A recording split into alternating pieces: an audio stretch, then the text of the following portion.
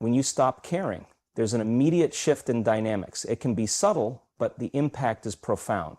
In relationships, whether personal, professional, or even casual, our investment in others often defines the way those relationships function. We care about how people feel, what they think, and what they need. Our attention, our emotions, and our energy are all directed toward others. And this creates a sense of balance in the dynamic. However, when we stop caring, when that investment ceases, everything changes. It's not just about withdrawing attention. It's about the deeper, sometimes uncomfortable transformation that happens within the person who has chosen to detach. At first, the person who stops caring might feel a sense of relief. There's a temporary sense of freedom from the expectations, demands, or disappointments that once accompanied caring. We often see this as a self-preserving move, a way to protect ourselves from emotional exhaustion or vulnerability. But what happens on the other side of this act of detachment is what's truly significant. The individual who no longer receives care, concern, or validation from someone else is now faced with the harsh reality of their own presence. Without external validation, and this is where the true challenge lies, not in the moment of indifference itself, but in what follows. When we stop caring, the person we once invested in is left to deal with their own emotions, their own actions, and ultimately themselves. This lack of external focus becomes a mirror. In the absence of someone else's gaze, the focus turns inward, and it's often an uncomfortable confrontation. They no longer have someone else to rely on to smooth over their mistakes or to make sense of their emotions. The very act of detachment forces them into a space where they can no longer ignore the issues or contradictions within themselves. Whether they are ready for it or not, they are now faced with themselves. This moment of detachment does not necessarily have to be a deliberate, calculated decision. Sometimes it happens gradually. Maybe the interest fades, maybe the emotional energy just isn't there anymore. Either way, once the caring stops, the person on the receiving end begins to feel the absence. It's as though the rug has been pulled out from under them, and what they thought was secure or stable is now completely unstable.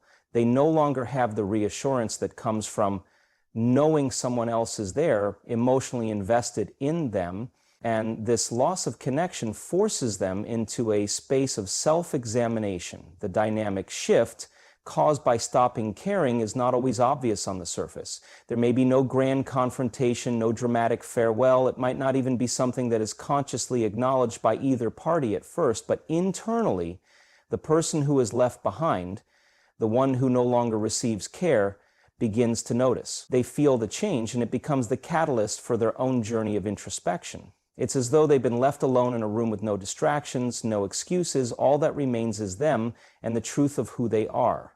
This process isn't necessarily negative. It doesn't always have to be an event that triggers guilt, sadness, or regret. In fact, sometimes this kind of detachment can lead to growth for both people involved.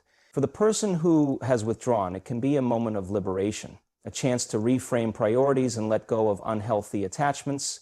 For the other person, it can be the moment they're forced to face their own role in the relationship, to confront their own needs, fears, and behaviors.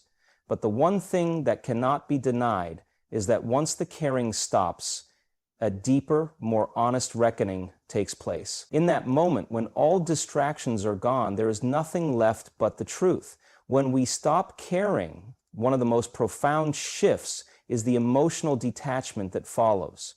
It's not just about withdrawing attention or stepping back from involvement. It's about stepping out of the emotional landscape that once shaped the relationship. This detachment creates an emotional void that the other person, the one who is no longer receiving the care and consideration they once did, is forced to navigate.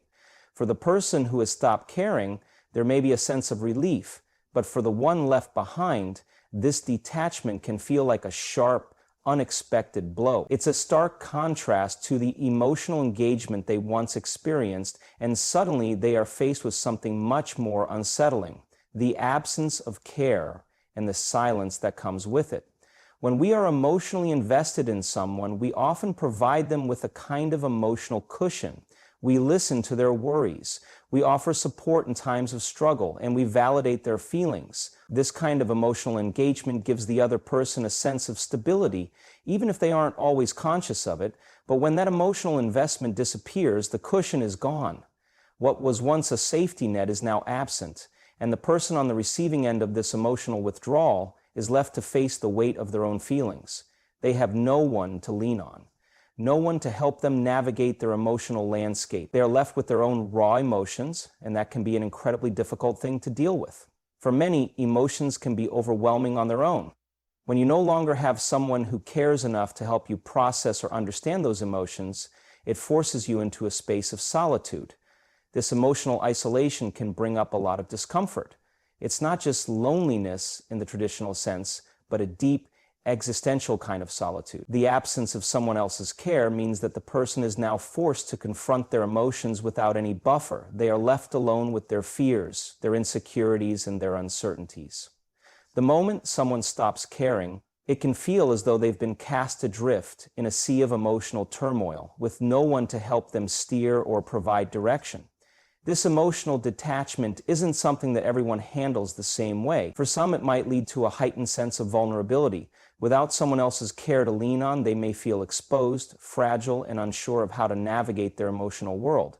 They might search for someone else to fill the void left behind, looking for a way to replace the emotional support they once had. For others, this emotional detachment might lead to defensiveness or anger. They may try to mask their hurt by pushing back, rejecting the idea that they need anyone at all. This is a natural reaction, as the absence of care can trigger feelings of rejection, abandonment, and self-doubt.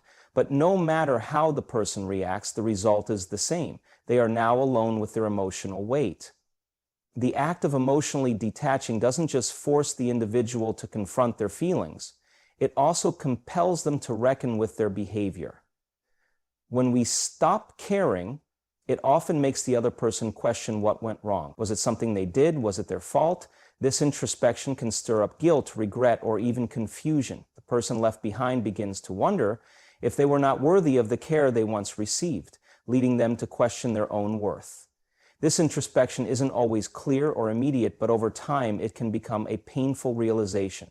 They were not enough to keep the emotional bond intact, and that realization can sting. Ultimately, emotional detachment forces both parties into a process of reckoning. For the one who stops caring, it's a moment of internal peace, perhaps a way to regain emotional control, but it also leaves a void in the relationship. For the person left behind, it's a wake-up call, an emotional experience that shakes them to their core.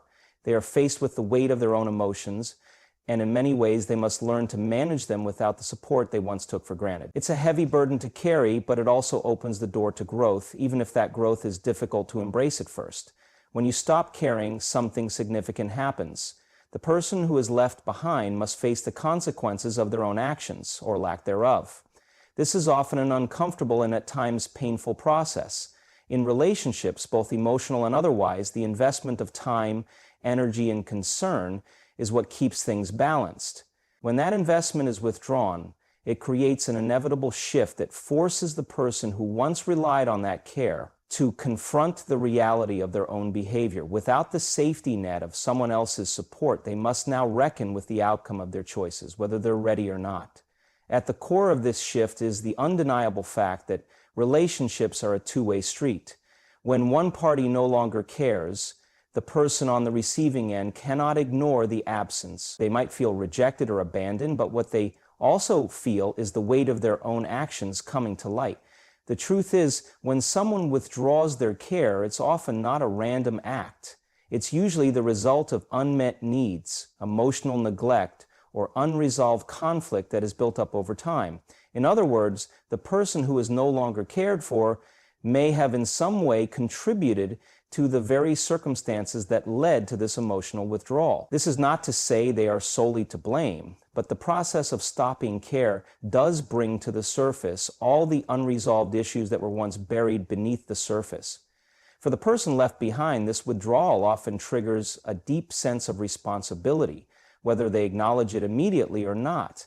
They may begin to reflect on their past behaviors and actions, wondering where they went wrong. Did they neglect the relationship? Did they fail to nurture the emotional bond that once existed? Did they take the other person for granted? The absence of care forces them into a space of self-reflection, and this is where the weight of their own actions becomes glaringly apparent.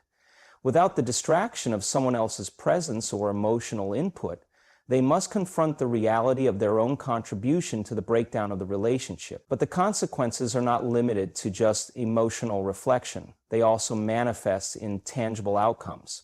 For example, when care is withdrawn, it's often a signal that trust has been eroded. Trust, once broken, is incredibly difficult to rebuild.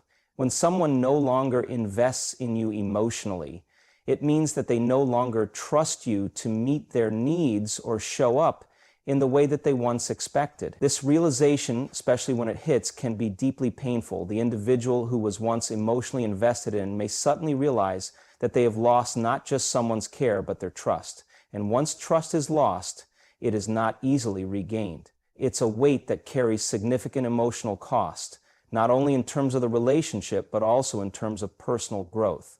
This process of facing consequences isn't just a matter of recognizing what went wrong, though. It's also about acknowledging what happens next. When care stops, the relationship shifts from something that once felt like a partnership to something that feels more like a reminder of what is missing. And this absence, this lack of care, becomes the focal point of everything. The person left behind is forced to consider whether they will step up and address the issues that led to the withdrawal, or whether they will continue to ignore the emotional void. In many ways, it forces them to grow, even if they don't immediately recognize that this growth is happening. They are given the space to see the consequences of their actions and must decide whether they will work to repair the damage or allow it to fester. The consequences of someone stopping their emotional investment aren't always easy to bear, but they can be transformative.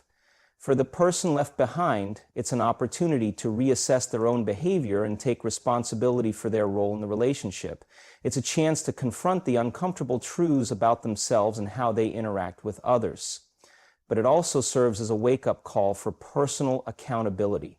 The consequences may be heavy, but they also hold the potential for meaningful change, even if that change comes with difficulty and discomfort. When you stop caring, the result isn't just the absence of attention, it's the arrival of self-accountability. For the person who no longer receives care, the shift can be profound. Without the buffer of someone else's emotional investment, they must begin to turn inward. The absence of care forces them into a space where they have no choice but to face the reality of their own actions, emotions, and behaviors. This reckoning isn't always immediate, but it's inevitable. The moment someone stops caring, the other person is confronted with the uncomfortable truth that they are now responsible for their own emotional state. The emotional cushion that once provided comfort and reassurance has been removed, leaving them to face the weight of their own choices. This process of self-accountability often involves a painful realization that many of the things they relied on in the relationship were not sustainable. It forces them to question their own behavior. Did I take this person for granted? Did I neglect their needs? Did I fail to show up in the way they needed me to? These questions don't always have clear, easy answers, but they are the foundation of self-reflection. The individual who is no longer the recipient of care now has to confront the reality that they were not the perfect partner, friend, or colleague they may have believed themselves to be.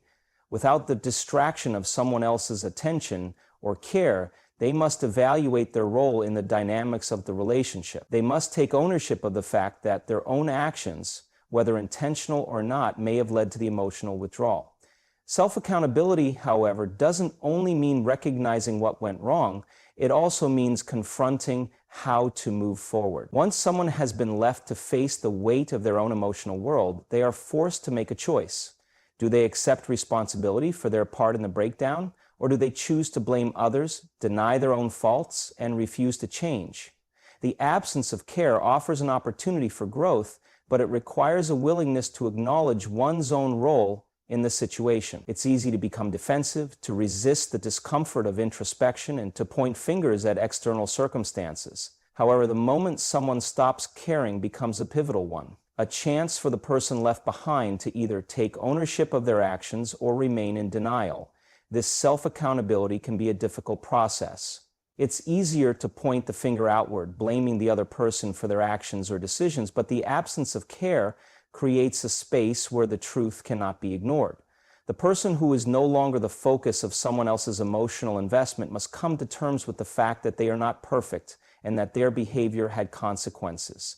This self-awareness can be jarring, especially when it's tied to painful emotions or realizations, but it's also a necessary step for growth. In acknowledging their mistakes and understanding the impact of their actions, they gain the opportunity to change and evolve, both in the relationship and in themselves. Self-accountability is ultimately a catalyst for change. The person who has been left to face the weight of their own behavior is given the chance to rebuild, not just the relationship, but their own sense of self. By confronting their actions and understanding the emotional cost of their past choices, they can begin to grow in a way that they couldn't before. The absence of care isn't just a punishment, it's an invitation to learn, to evolve, and to understand what it truly means to show up for others and for oneself. It's a painful journey, but one that, if embraced, can lead to a deeper, more authentic way of engaging with the world. When you stop caring, one of the most profound effects is the isolation that follows. This isolation can feel like an emotional exile, where the person who once relied on external validation, attention, or support is left to face their own thoughts and feelings without the comfort of someone else's presence. It's easy to overlook the role that emotional connection plays in keeping us grounded. We often think of isolation as simply being alone, but it's much deeper than physical solitude. It's about being disconnected from the emotional ties that once anchored us.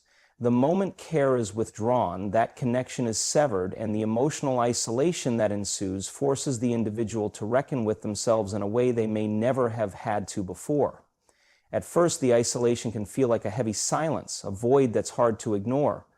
For the person left without care, the absence can feel suffocating. They are no longer surrounded by the emotional warmth or reassurance that came from the other person's presence, whether it's a partner, friend, or family member. The emotional connection once shared becomes a painful reminder of what's lost.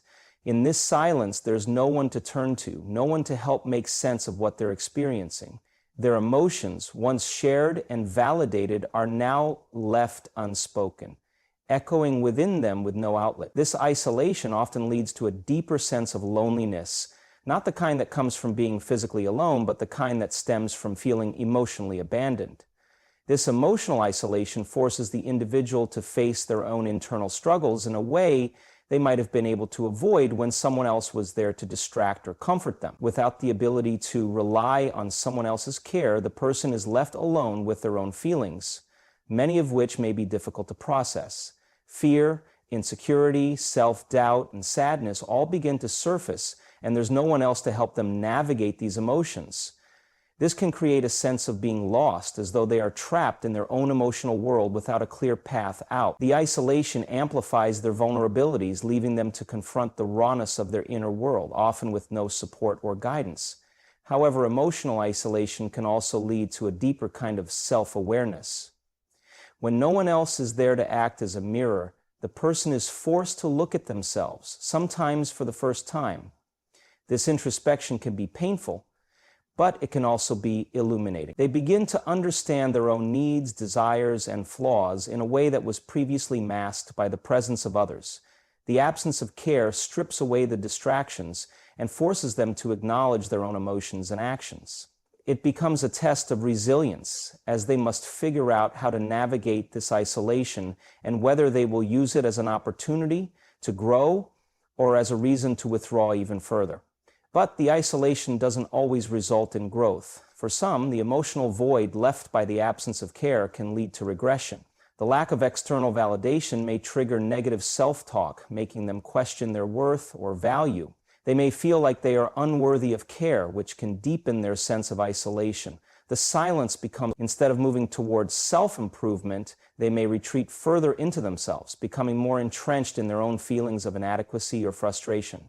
This is a dangerous cycle, one that can perpetuate feelings of loneliness and despair.